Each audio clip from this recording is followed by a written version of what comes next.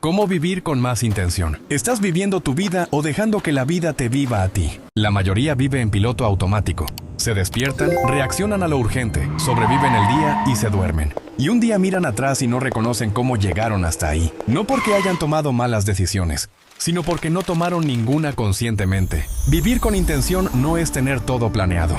Es decidir conscientemente cómo quieres vivir. 1. Empieza el día con una intención. No una lista, una palabra. ¿Cómo quieres estar hoy?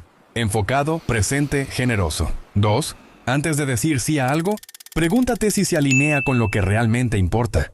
3. Una vez a la semana pregúntate, ¿viví esta semana como quería vivir?